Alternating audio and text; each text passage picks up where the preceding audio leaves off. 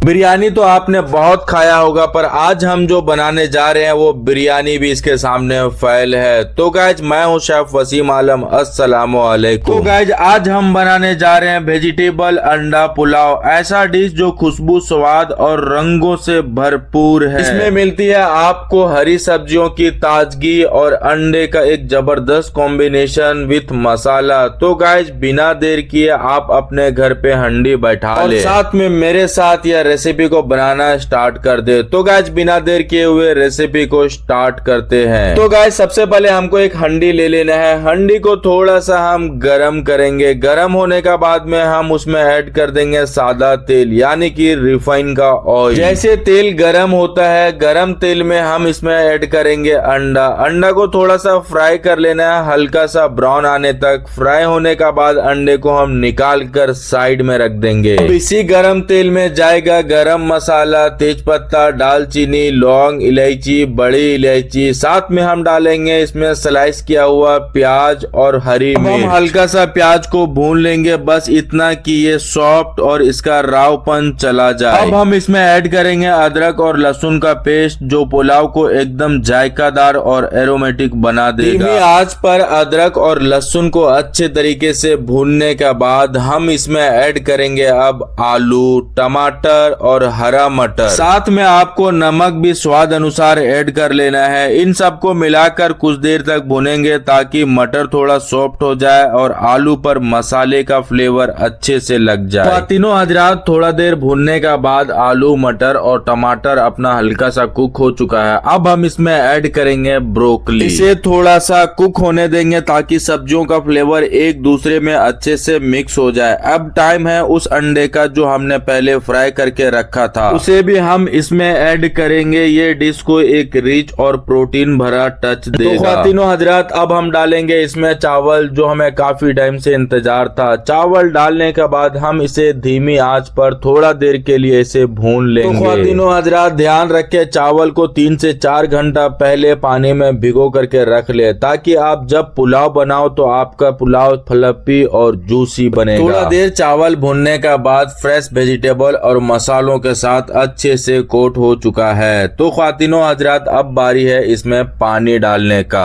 तो ख्वातीनो हजरात अब हमने चावल और पानी ऐड कर दिया है। इसे धीमी आंच पर कुक होने देंगे। धीमी आंच पर कुक होने से चावल आराम से फूलते हैं और सब्जियों के साथ उनका फ्लेवर अच्छे से मिल जाता है। इसे जल्दी जल्दी पकाने की जरूरत नहीं है। चावल हमारा 60% तक कुक हो चुका है। अब हम इसमें ऐड करेंगे घी, जो एक क्रीमी टेक्सचर और रॉयल अरोमा देगा। तो ख्वातीनो हजरात अब बारी है इसे दम लगाने का। सबसे पहले हंडी के चारों साइड से हल्का सा पानी लगाकर सिल्वर फॉइल से अच्छे तरीके से कवर कर देंगे ताकि इसका स्टीम बाहर ना आए। तो ख्वातीनो हजरात अब हमारा दम पुलाव हो चुका है बिल्कुल रेडी। जैसे ही हंडी खोलते हैं एक लाजवाब खुशबू हवा में फैलती है। चावल के दाने एकदम अलग अलग फ्लफी और परफेक्टली कुक्ड है। सब्जियों और अंडे का कलर इसे और भी अट्रैक्टिव बना रहा है। घी का फ्लेवर और मसालों का बैलेंस पुलाव का टेस्ट को एकदम रॉयल बना दिया है। तो ख्वातीनो हजरात बिना देर किए इस पुलाव को आज ही बनाएं, और पड़ोसन से अगर आवाज आ रही हो तो उसे भी ध्यान दें। इस वीडियो को शेयर कर दे ताकि उसके घर पे भी यह लज्जत पुलाव आज ही बने। अगर आपको वीडियो अच्छा लगा हो तो प्लीज लाइक, कमेंट्स और सब्सक्राइब करें। सिंपल और इजी रेसिपी, ना ही आपको ज्यादा ताम झाम मसालों की जरूरत है, बल्कि सिंपल रेसिपी है और खाने में भी एकदम परफेक्ट टेस्ट है। इस टाइप के खाने के लिए इस चैनल को सब्सक्राइब करना बिल्कुल ना